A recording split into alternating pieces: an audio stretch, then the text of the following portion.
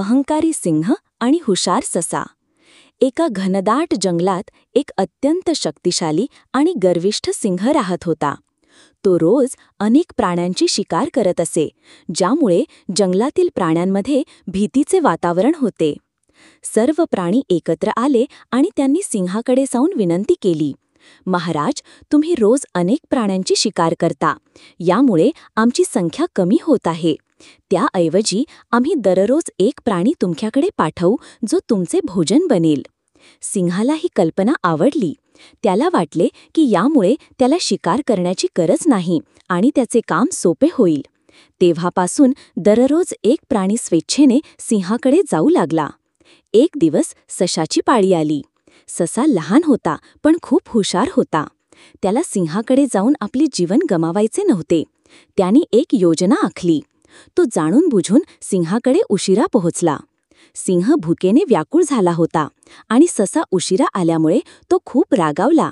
सिंहाने गर्जना करत विचारले, "अरे सशा, तू इतका उशिरा का आलास? मला खूप भूक लागली आहे."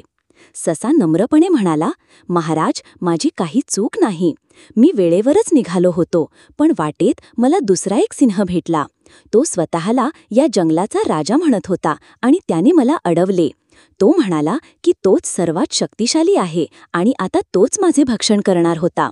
मी त्याला खूप विनंती केली की मी तुमच्यासाठी जात आहे, पण तो ऐकेना. मोठ्या प्रयत्नाने मी त्याच्या तावडीतून सुटून तुमच्याकडे आलो." हे ऐकून सिंह संतापला. त्याला आपल्या साम्राज्यात दुसरा कोणी सिंह असावा हे मान्य नव्हते. त्याने गर्जना केली, "कुठे आहे तो दुसरा सिंह? मला ताबडतोब त्याच्याकडे घेऊन चल. मी त्याला धडा शिकवतो." ससा सिंहाला एका जुन्या खोल विहिरीजवळ घेऊन गेला. तो म्हणाला, "महाराज, तो सिंह याच विहिरीत राहतो." सिंहाने विहिरीत डोकावून पाहिले.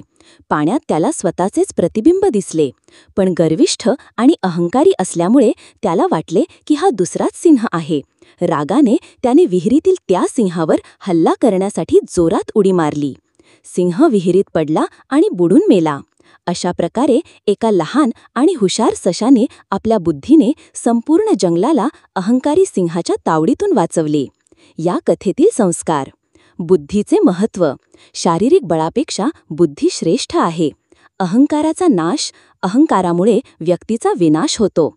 धैर्य आणि युक्ती. संकटात धैर्याने आणि युक्तीने काम केल्यास यश मिळते.